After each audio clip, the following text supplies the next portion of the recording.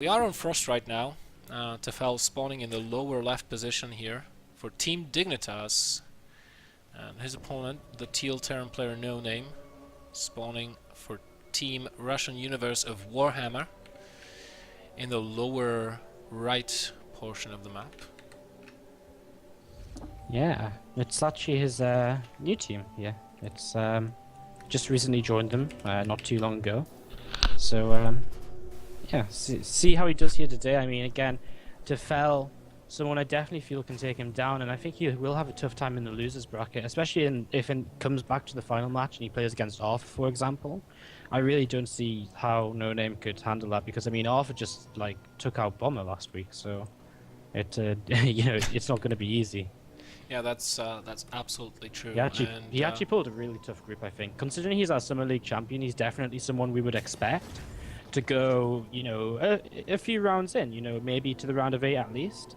But, the Winter League's just a step above what the Summer League was. It really is. Like, we've already seen Select fall, we've seen Pink fall, the other day we saw Tassadar fall and Tamika's, and they're all fantastic players who, honestly, in the Summer League, a lot of them would have made the round of 8 without a blink of an eye. And I mean, Pink very nearly did. Tamika's just missed qualifying because didn't play enough qualifiers, so it was, it's really kind of, interesting, the difference in skill levels, and that might be why Noname doesn't make it out today, but we still have a little way to go before that.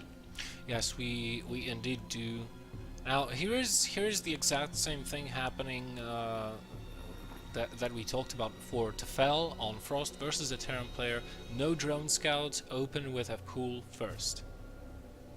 Like, he always does this. And he's going to see a command center first, again, as on the last map. But he's going to scout it a little bit later with his second Overlord. So right now he knows that his opponent is either in the bottom right or top right. And obviously top right for him would be a little bit better as a Zerg player, I would assume. But this map is pretty good for this type of opening that Tefel is using. No gas, 4 queens, pull first. It's a pretty good map to do it on. Pretty much the Hellions, due to this choke, that is, if you partially wall that off, the Hellions will never make it up into the main base. They won't be able to do any damage. And with fast roaches, you can take a third base versus Hellions quite easily.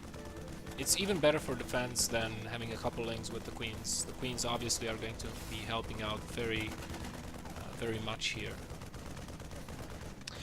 Look, there's a very fast third command center from Noname, and Tefel, he doesn't drone scout, so he's not going to spot this. He knows his opponent's in the bottom right, but he's not going to be able to do anything. So I mean, Noname punishing kind of Masquerade on the last game. With this game, Masquerade himself, and honestly, I see it working out for him because the way he knows this was command center first, by the way. He's taking a ridiculously fast third base. I mean, I think he judged by the small amounts of Marines that were shooting that Overlord down.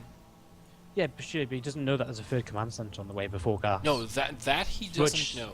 And I mean, even taking a fast third base for himself, that's nice. But he's still, the way Tefel plays, he doesn't get units out until he gets roaches, and that means he can punish, but he can be aggressive, but not until it's kind of too late, because this third base will already be pumping the economy through. So double upgrade's going to come out as well here. Noname playing the greediest of greed, and now going into his tech lab and a factory. So I wonder if we go straight into siege tanks for him here, just to start getting some defense up.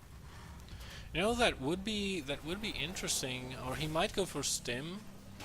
He doesn't quite have the gas, so yeah, he is going to be doing the switcheroo here. He's going up to 4 gases very quickly here, and wow, I mean, obviously he's going for bio because he does have that double engineering bay down, but you can just see from he just wants to get these tanks rolling as well as his stim, as well as his 1-1, so he's going for a lot of kind of gas tech very early. So this really is a hugely greedy build by Noname. He's still on 1 barracks at this point, and if Tefel hit him with anything right now, he'd actually probably die. Well, he's not going to be. Tefel is not going to be attacking for at least another 2 minutes. Ideally, when you attack with roaches or a roach-based army, you want to have Glider Reconstitution down, and that's not going to be finished at least for another 2 minutes. So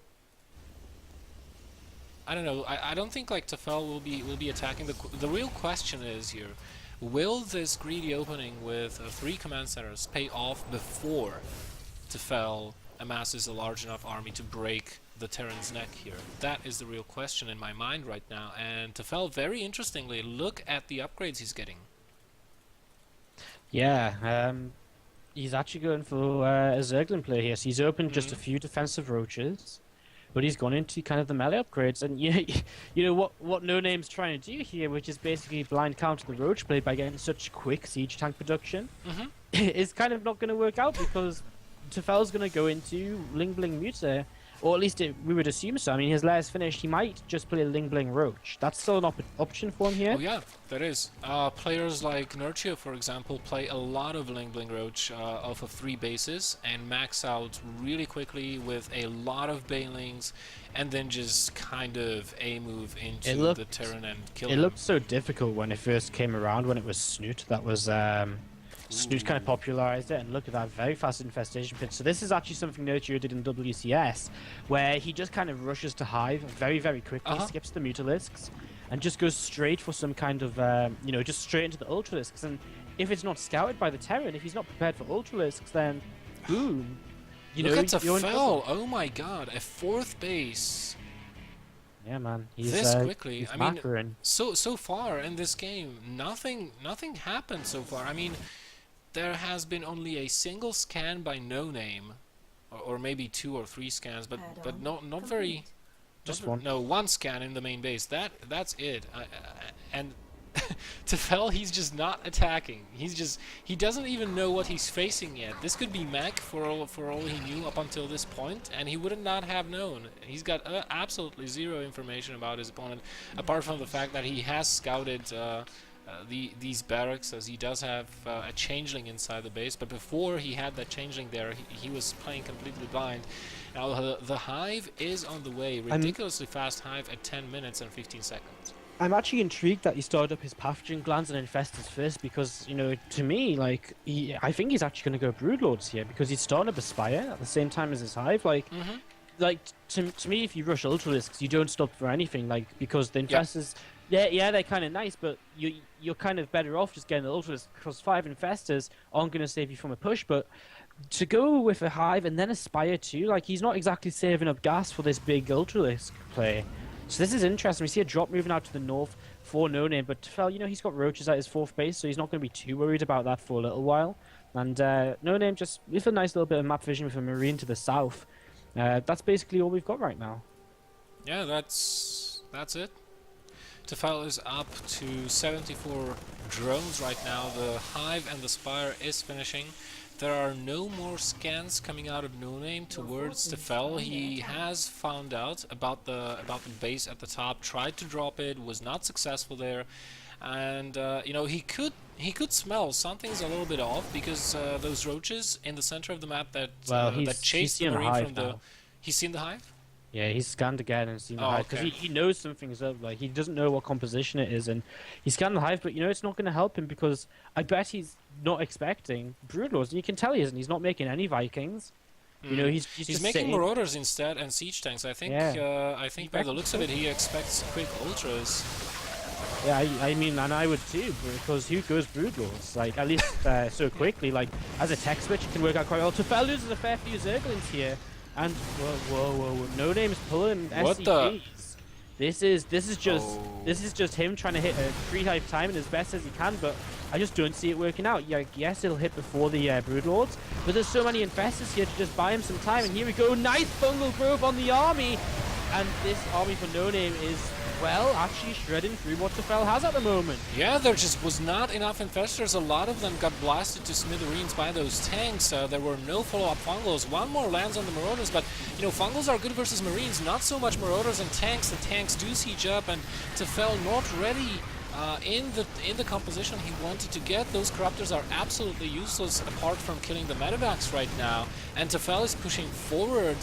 He also, Noname, and he's got the SCVs here to repair the tanks if need be. He just needs to bring them to the forefront. Tefel in a lot of trouble here right Broodlords now. are on the way, so if he can get his Broodlords out, he's going to be okay here, but it's going to be very close. And I mean, the Broodlords may come out, but how much damage can Noname do before that? He's going to be able to get quite a bit of damage done on the retreat, I think. Already taken out the third base, but he's going to lose his tanks here. He's going to lose all of his tanks. Now, they're not exactly the most useful units, but he's also going to lose his SCVs he pulled, some of the Marauders, and all of a sudden, we don't see very many units out for Noname. He's building 3 starports now.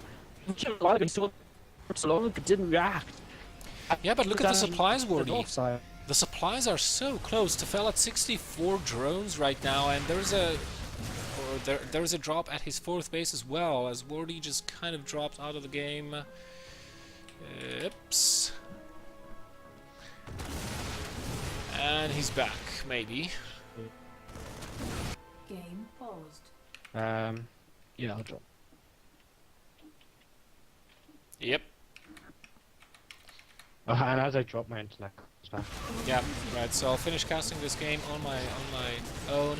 We have a drop in the 4th base, killing quite a few drones. Overall, 24 drones have gone down here for Noname. Now the Broodlords are up, but this is such a slow army, I feel, with the additional starports finished.